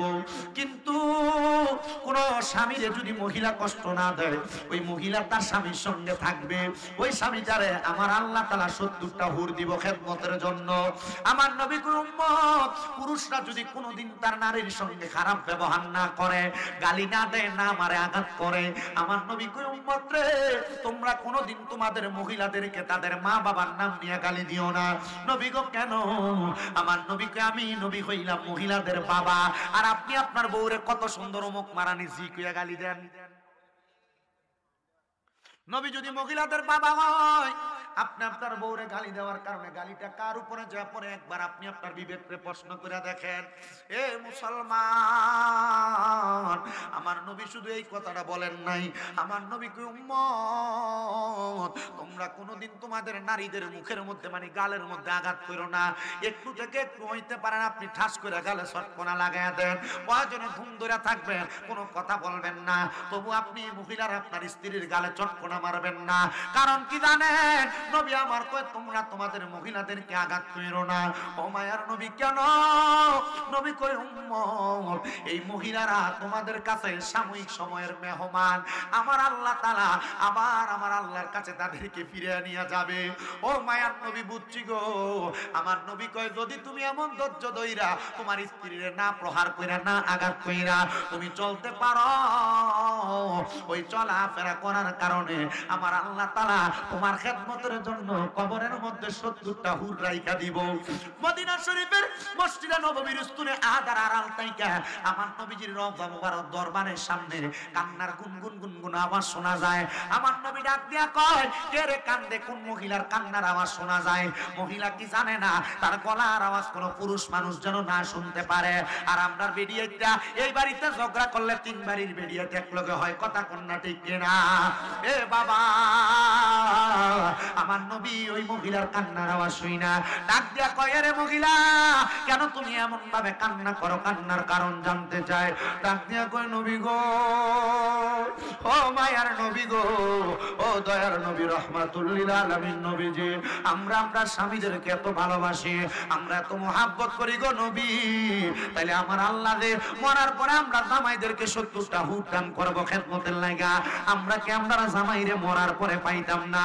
আমার নবী কয়, মহিলা যদি স্বামীর সঙ্গে ভালো আচরণ করো, স্বামীর কথা মাইনা চলো, স্বামীর অবাধ্য না হও, দুনিয়াতে সুন্দরভাবে চলাফেরা করো, তাইলে মরার পরে ওই 70টা হুর গিলমানের আমার আল্লাহ তুমি মহিলার সরকারিনী বানিয়ে দিব। বেড়ারা ওরে যে মাঝে মাঝে কিল টুল মারেন, আপনি চিন্তা করেন আল্লাহ আপনার একটা কিল মাফি করে দিবে, আর বেডি 70টা হুরের সর্দার হয়ে গেল। আচ্ছা, বেডি যদি 70টা হুরের কবরে কয় আমার একটা কিল মারছিল, ফানিটা দিতে দেরি করে মারলে চলবে? একে কত? একে কত? আপনার কষ্ট আছে। ওয়াজগুলা পারিবারিক জীবনে কাজে লাগবে মনে হয়। মনে হয় আমার বয়সে অনেক বক্তারা ওয়াজ করে, আপনারা যাচাই করেন। যত বক্তা দাওয়াত, আমার আগে কুতুবুল আজিজ সাহেব বইলা গেছে না, এখন 25-26 বছর আবুদ্দার ওয়াজ করে, কথা সত্য। আমি ওই দিন এক মাহফিলে বসে রয়েছি, দেখছি এক বক্তা খুতবা পড়তেছে, একটা খুতবার ভিতরে 7টা ভুল। কয়টা ভুল? আমি আমার বয়সী যত বক্তা সব বক্তার মতো না, আল্লাহর কসম আমি সব বক্তার মতো না। আমি প্রয়োজনে কোন জায়গার ভিতরে কোনো ভুল যদি হয় আমি মাপ চাই চলে আসবো, কিন্তু আমি কখনো মানুষকে ভুল মেসেজটা মানুষের কাছে দিতাম না। কেন জানেন? কারণ আপনি যদি আমার এই ভুল কথাটার উপরে আমল করার কারণে আপনার গুনাহ হয়, আপনারা জাহান্নামে যাওয়ার আগে আগে আমার টাইনা নিয়ে ফেলাইবেন। আমি আজকে কতগুলা বিষয়ের উপরে কথা কইছি, আপনারা আমার মনে হয় না কয়জন কইতে পারবেন। আমি খুতবার পর থেকে খুতবার ভিতরে ওয়াজ করছি 7 মিনিট, লা ইলাহা ইল্লাল্লাহ জিকিরের ভিতরে ওয়াজ করছি 8 মিনিট, আল্লাহ আল্লাহ জিকিরের আগে ওয়াজ করছি 4 মিনিট। কি লাগে করছি জানেন? আমি এগুলা করার মানে হইল প্রত্যেকটা কাজ করার আগে প্রত্যেকটা কাজের ফজিলত বইলা দিই, যেন মানুষ করে। মানুষ কি করব কি না করব এটা আমার দেখার বিষয় না। আরে বহুত মহিলারা সন্তান হয় না, মাঝে মাঝে আমার পোলাপানের কাছে অথবা আমার বাড়িতে খোঁজ খবরের জন্য যায়। আমি শুধু এক মহিলার এমনি বইলা দিছি, তাহাজ্জুদ করবা, আল্লাহর কাছে কানবা, আল্লাহ তাআলা তোমার নিয়ামত দান করবে। ঠিক 1 বছর 1.5 বছর পরে আল্লাহ তাআলা সন্তান দান করছে। অনেক জায়গায় এই নিয়ামত আল্লাহ দান করছে। ক্যান্সারের রোগী, ক্যান্সার, কুমিল্লা তিতাস। আমি বলছি আব্বা কত ডাক্তার দেখেন? হুজুর আমার তো এই পর্যন্ত প্রায় 23 লাখ টাকা খরচ। আমি কইলাম আপনি আমার সামনে আইছেন যে আপনাদের দাড়িগুলো সাদা, আপনার তো এই অবস্থা, আপনি আমার কাছে দোয়া চান কেন? আমি না আপনার কাছে দোয়া চান। আব্বা কার দোয়া কখন কবুল হয়? কারণ তাকদিরু লা ইয়ারুদ্দু, মানুষের তাকদির কোনোদিন পরিবর্তন হয় না, ইল্লা বিদুআ, দোয়ার কারণে পরিবর্তন হয়ে যায়। আপনি আমার দোয়া করে দেন। আমি কইছি আপনার আমি দোয়া করতাম পারতাম না, আপনার আমি একটা নসিহত করতে পারি। কই বাবা কি নসিহত? আমি কইছি আপনি 3 মাস একটানা তাহাজ্জুদের নামাজ পড়েন। কি নামাজ? এরা চিন্তা করতেছে আমরা তো ফজর যোহর আসর মাগরিব এশাই পড়ি, আমরা তাহাজ্জুদ পড়ার মন না। ওই বেটা 3 মাস তাহাজ্জুদ নামাজ পড়ছেন, 17 দিন তাহাজ্জুদ নামাজ পড়া ঢাকায় গেছে ডাক্তার দেখাইতে। ডাক্তাররা ওনার রিপোর্ট আগে দেখা কইছে না আপনারা দেখা যাবে না, আপনি অন্য জায়গায় চলে যান, আগে যেখানে দেখাইছেন। তো উনি ভেলুরে ডাক্তার দেখাইছেন। ভেলুরে ডাক্তার দেখানোর পর উনি ভেলুরে গেছে। ডাক্তার তার আগে যে পরীক্ষাগুলো করছে, ভেলুরে যায় আবার পরীক্ষা করার পরে কয় আপনি কোথাকার ওষুধ খাইছেন? কেন? আপনার যে রোগটা ছিল ক্যান্সার, এটা তো নাই। ওই লোকের ছেলে ফোন দিয়ে বলছে, হুজুর আমার আব্বা আল্লাহকে একটা চিল্লান মাইরা বেহুশ হয়ে হসপিটালে পড়ে গেছে। পুরো হসপিটালের মানুষ আমার আব্বারে দেখবার লেগে আইছে। আমার আব্বা ওই সময় কইছে, পুত্রে দুনিয়ার অন্য কোন সম্পদ না, ছোট একটা ফোলা নসিহত করে দিছিল।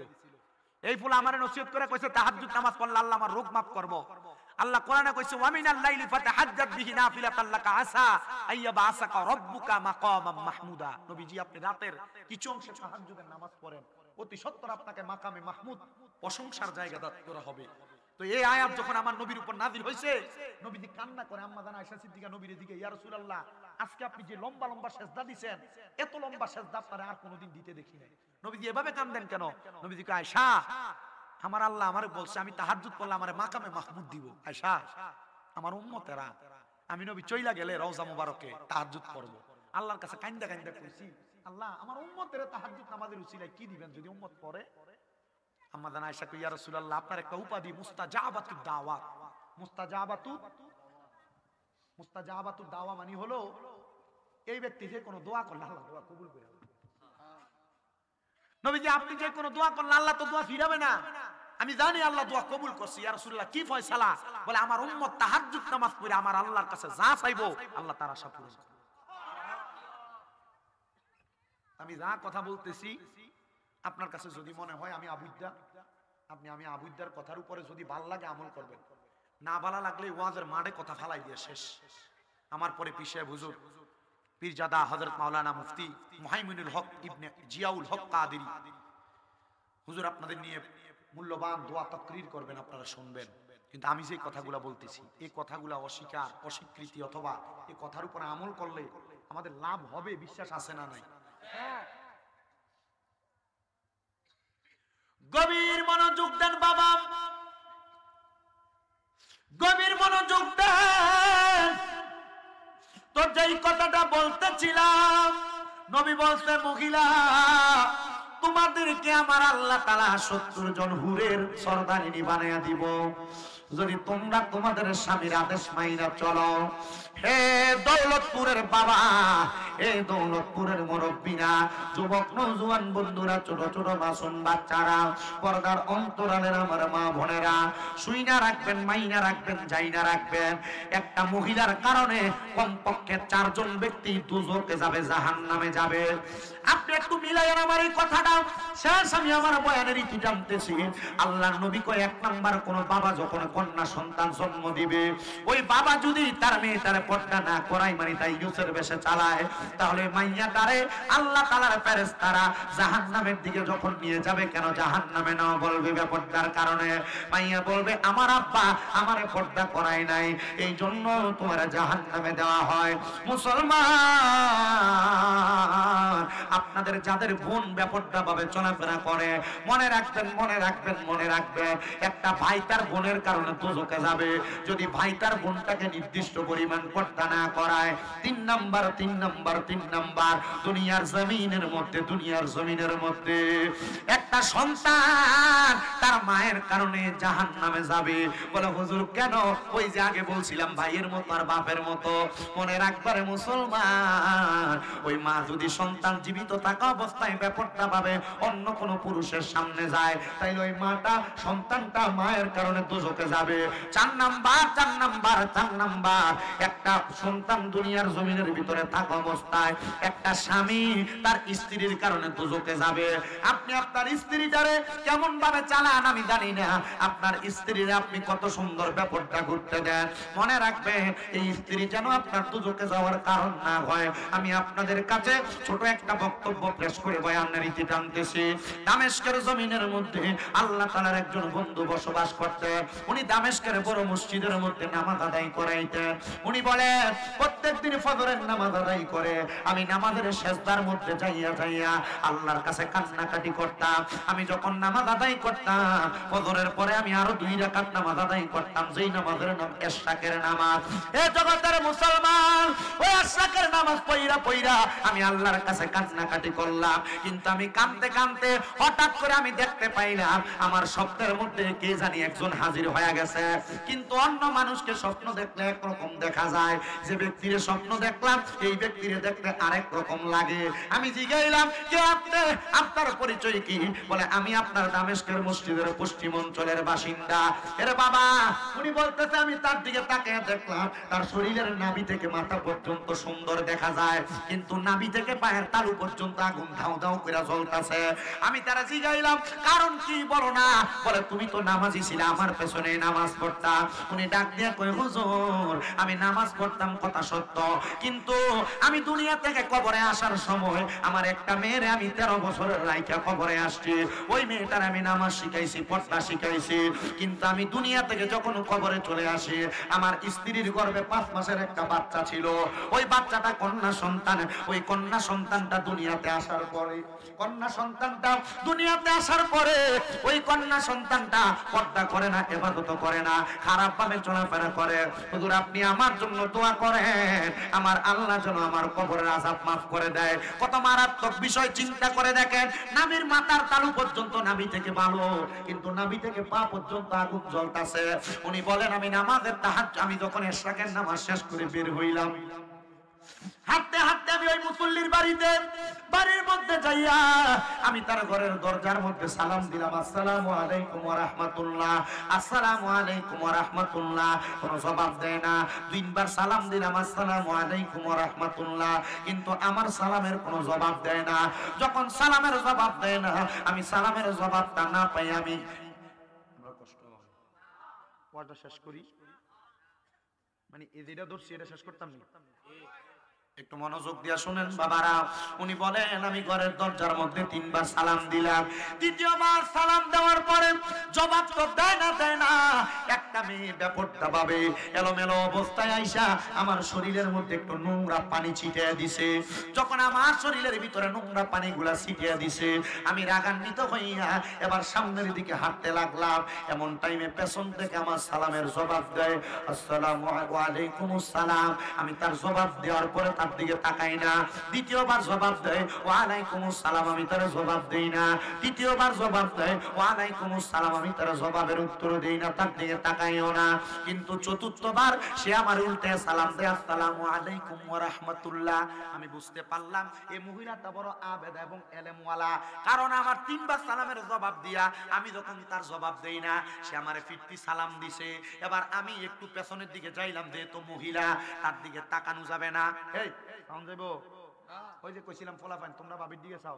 মনে রাখবেন, শুধু নারী পুরুষ মেলামেশা করলে জিনা হয় না। আপনার চোখ দিয়ে কোনো নারীর দিকে অবৈধভাবে তাকাইলে আপনার চোখের জিনা হয়।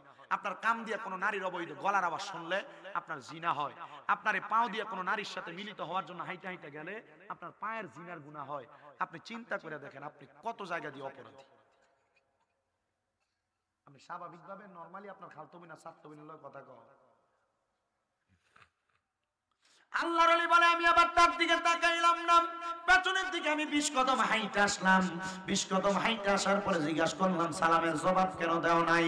আমার উত্তর দেয়, হুজুর আপনি যখন আমারে প্রথম সালাম দিয়েছেন, আমি ইশরাকের নামাজের বৈঠকের মধ্যে ছিলাম, আমি তাশাহুদ করতেছিলাম। দ্বিতীয় সালাম দিয়েছেন, আমি ওই জায়গায় দুরূদ ইব্রাহিম পড়তেছিলাম। তৃতীয় সালাম দিয়েছেন, আমি ওই জায়গায় দোয়া মাসুরা পড়তেছিলাম। হুজুর, ও হুজুর গো, আমি আসার আগে আগে আমার বোনটা আপনার প্রতি বাঁধে আচরণ করছে। হুজুর মনে কষ্ট নিবেন না, আমার বোনটা এমন একটু উগ্র টাইপের গো হুজুর। হুজুর ডাক দিয়া কই, মহিনা, আরে এই বোনটার কারণেই তো তোমার আব্বা কবরে জ্বলতাছে। ওই মাইয়া এই কথা শুই না ডাক দিয়া কই, হুজুর বুঝলাম না কেমন কথা বললেন। এবার ওই মাইয়াটা যেটা উগ্র পানি ফিক্কা মারছে, ওই মাইয়া একটা দৌড় দিয়ে আইসা হুজুরের পা গুলাতে ধরছে। হুজুর আমি কোনোদিন আমার আব্বার চেহারা দেখি নাই। আমার মায়ের গর্ভে থাকা অবস্থায় আমার আব্বা জান দুনিয়া থেকে বিদায় হয়ে গেছে। হুজুর, ও হুজুর গো, আমি মাইয়া যেই মাইয়া আব্বারে দেখি নাই, ওই মাইয়ার কারণে যদি আমার আব্বা জাহান্নামের আগুনে জ্বলে, তাহলে এটা তো আমি সহ্য করতে পারবো না। হুজুর বলেন না, আমার আল্লাহ তাআলা কোন আমলের কারণে আমার আব্বারে মাফ করে দিবে? হুজুর কয়, এখন থেকে ব্যাপারটা বেহায়া পড়া ছাড়ো, আল্লাহর ইবাদত করো এবং তুমি বেশি বেশি নফল ইবাদত করে তোমার আব্বার জন্য দোয়া করো। আর মাঝে মাঝে রাত্রিবেলা তাহাজ্জুদের নামাজ আদায় করবা। ওই মাইয়া বলে 7 দিন পর্যন্ত ইবাদত কইরা ওই দামেস্কের বড় মসজিদের ইমাম সাহেবের কাছে যায় বললাম, হুজুর 7 দিন ইবাদত করি, কিন্তু আমার আব্বা জানের এমন কষ্টের কথা শুনি না, আমার ভালো লাগে না। হুজুর আপনি বলেন না আমার আব্বা জান কবরে কেমন আছে? হুজুর কই বাবারে, তুই যে আমার কাছে বলতেছ, কখনো কবরের মানুষ যদি বিপদে থাকে তখন তাদের আত্মীয় স্বজনদেরকে দেখা দেয়, মনে রাখবে। যদি আপনার মা, আপনার বাবা, আপনার দাদা দাদি, নানা নানি আপনারে কখনো স্বপ্নে দেখা দেয়, মনে করবেন তারা কবরে কষ্টে থাকার কারণে আপনাকে দেখা দিছে। আল্লামা ইবনে সিরিনের স্বপ্নের তাবিরের কিতাবের প্রথম দিক দিয়ে লেখাটা লিখেছেন। এজন্য যখনই স্বপ্ন দেখবেন তখনই হুজুরেরা তাদের জন্য একটু দোয়া করবেন। মাইয়ারে হুজুর তালিম দেয়, যাও এখন থেকে তাহাজ্জুদ নামাজ পড়ে আল্লাহর কাছে দোয়া করো। মাইয়া বলে আমি তাহাজ্জুদের নামাজ পড়া আল্লাহর কাছে দোয়া করতে লাগলাম। আমি আমার আল্লাহর কাছে আমার আব্বার জন্য কান্না করতে করতে বড় বেকার হয়ে গেলাম। আমি যখন কান্দি কান্না করতে করতে আমি নামাজের মুসল্লার ভিতরে বেহুশ হয়ে পড়ে গেছি।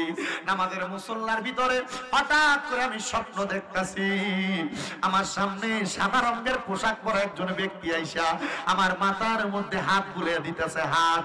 আমি জিজ্ঞাসা করলাম, কে গো আপনি? উনি ডাক দিয়া কয়, তোমার আব্বা জান দেই বাবার জন্য তুমি মাইয়া তো কান্নাকাটি করো। কি গো আব্বা? দামেস্কের বড় মসজিদের হুজুর না বলছে আপনি কবরে জ্বলতাছেন, এখন দিয়ে আপনারা দেখতে ভালো লাগে। ওই বাবা কয়, মা 7 দিন আগে আমার আল্লাহ তাআলা আমার আযাব মাফ করে দিয়েছে। আব্বা কেন কেন কেন? বলে যখন তুমি তওবা করে নামাজ পড়া শুরু করে দিছো, আমার আল্লাহ তাআলা তোমার আব্বারে মাফ করে দিয়েছে। আর আমার আল্লাহ তাআলা আমি আব্বার কবরের মধ্যে জান্নাতি খানা পানার ব্যবস্থা করেছে। এ পর্দার অন্তরালের মা, এ আমার দৌলতপুরের বাবারা, তোমরা কে জানি তোমাদের মারে কবর দিয়ে মাহফিলের মধ্যে আসছো, কে জানি তোমরা বাবার কবর দিয়ে মাহফিলের ভিতরে আসছো। আমি জানি না কোন সন্তান জানি ওই মার জন্য কান্দে, কোন সন্তান জানি বাবার জন্য কান্দে। মাহফিল শেষ করে বাড়িতে যাইব, সবার মুখ দেখবো, কিন্তু আব্বা আম্মার মুখটা দেখতো না। এ সন্তান, তুমি সন্তানের অপকর্মের কারণে আমার আল্লাহ যেন তোমার আব্বা আম্মার কবরে আযাব না দেয়। এ সন্তান, তুমি সন্তানের খারাপ কর্মের কারণে আমার আল্লাহ যেন তোমার আব্বা আম্মার কবরে লাঞ্ছনা বঞ্চনা না দেয়।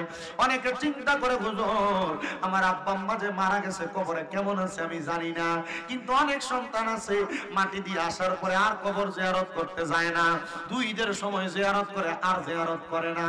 অনেক সন্তান আছে এখনো মা বাবার কবরের সামনে নিলে কবরটা ছিনিয়ে দিতে পারতো না। না রে সন্তান না, আমার নবী শিখিয়ে দে উম্মত, শুক্রবার জুমার নামাজের পরবর্তী সময় কোন সন্তান যদি তার মার কবরের সামনে বাবার কবরের সামনে দাঁড়ায় পশ্চিম দিকটা পিছ দিয়া তার আম্মা আব্বার চেহারার দিকে তাকায় চোখের পানিগুলা পানায় কান্দে, তার চোখের পানি মাটিতে পড়ার আগে আমার আল্লাহ তার মা বাবার জীবনের গুনাহ মাফ করে দেয়। এ সন্তান, তোমার আব্বা বুঝি কবরে তোমার মনটা কান্দে না, আম্মা বুঝি কবরে তোমার মনটা বুঝি কান্দে না। ওরে 3.5 হাত গর্তে ফেলে কেমন করে আইলা চলে, তোমার বাড়ি আইতে দেরি হইলে যেই মা ঘুমাইতো না, ওই কবর দেশে মায়ের পাশে একটু রইলি না। কেমন আছেন বাবা মনি, কেমন আছে মা জননী, একবার তো ফিরা চাইলি না, ওই মা বাবারে কষ্ট দিয়া দুনিয়াতে দিন কাটাইয়া শান্তি তুমি জীবনেও পাইবা না। আরে কবর দেশের খবর লইলি না। কিন্তু অনেক সন্তান তাদের বাইয়ে বাইয়ে ঝগড়া করে মা বাপরে ভাতও দেয় না, বেঁচে আছে। তোমরার পায়ে ধরে কইরে আব্বা ওই মা বাবার মতো রত্নটা বাইসা থাকতে যত্ন করো, নচেত আমার আল্লাহর কাছে জবাবদিহিতা করা লাগবে। অনেক সন্তান তাদের বউ কইছে তুমি কি মা বাপের একলা সন্তান নি? তোমার ধরো 2-3 ভাই আছে, তারা খাওয়ায় না, তুমি কেন একা খাওয়াও? তোমার মা বাপ শুধু তোমার ঘরে খায়, এই কথা শুই না মা বাপরে আলাদা করে দিছ। সকালবেলা এক ঘরে খায়, দুপুরবেলা এক ঘরে খায়, রাত্রবেলা এক ঘরে খায়। সন্তান মনে রাখবা, মা বাপ তোমার ঘরে খাইলে তোমার ভাগ্য বড় ভালো, নসিব বড় ভালো। আমার নূর নবীর বাণী, কোন সন্তান যদি তার মা বাবার জন্য 1 দিরহাম খরচ করে, আল্লাহ তাআলা এটারে লক্ষ কোটি গুণ বাড়ায়া কবরে তার উপহার স্বরূপ প্রদান করবে।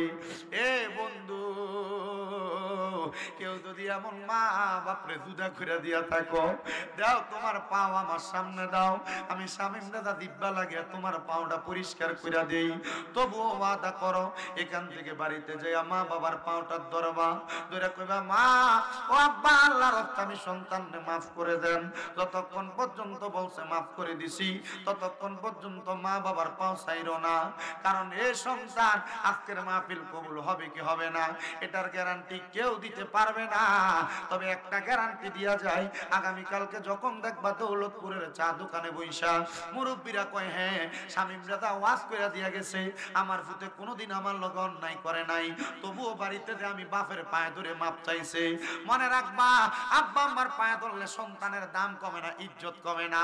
আব্বা আম্মার পায়ের কাছে ছোট হইলে সারা জগতের কাছে আল্লাহ তোমার বড় বানাইবো। আমার এলেম কালাম নাই, কুমিল্লা আলিয়ায় মাত্র কামেল প্রথম বর্ষে পড়ি। কুমিল্লা ইউনিভার্সিটিতে অনার্সের ফাইনাল ইয়ার বাংলা বিভাগের মধ্যে। কিন্তু আমি জানি আমার এলেমের জোর দিয়ে আমি ওয়াজ করি না। ক্লাস 6-7 এ থাকতে ওয়াজে শুনছি মা বাবার পায়ে চুমা দিলে আল্লাহর জান্নাতের চৌকাঠে চুমা দেওয়ার সওয়াব পাওয়া যায়। বাড়িতে যাইয়া মা বাপরে ঘুমন্ত অবস্থায় মা বাবার পায়ের মধ্যে চুমা দিছি। আপনাদের দোয়ায় কুমিল্লাতে এখন আমার 6-6টা মাদ্রাসা, 1টা না 2টা না 6টা মাদ্রাসা। আপনাদের দোয়ার বরকতে আমার মাদ্রাসার মধ্যে ছাত্রের কোনো অভাব নাই। আপনাদের শায়েস্তাগঞ্জের পোলাপান, আপনাদের শাহবাজপুর ব্রাহ্মণবাড়িয়ার পোলাপান আমার মাদ্রাসায় পড়ে। কুমিল্লা চকবাজার নূরপুর সমুনিতে তাফসীরুল কোরআন মাদ্রাসা।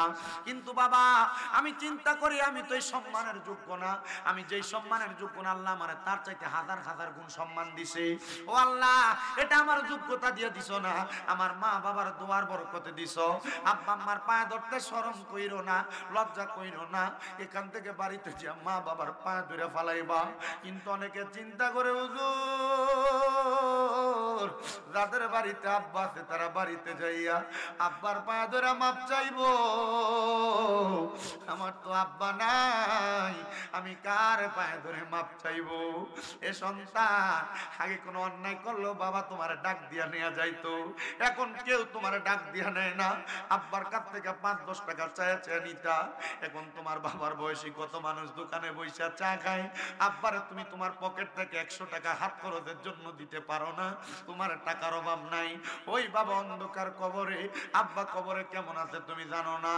ভালোবাসি তোমায় বাবা, বুকটা যে যায় ছিঁড়ে, তোমার কথা হৃদয় মাঝে পড়ছে বারে বারে। বাবা গো ও বাবা, বাবা গো ও বাবা। এ সন্তান, অনেকে চিন্তা করে হুজুর যাদের বাড়িতে মা আছে তারা বাড়িতে যাইয়া মার পায়ে ধরে মাপ চাইবো। আমার তো মা নাই, আমি কার পায়ে ধরে মাপ চাইবো? এ সন্তান,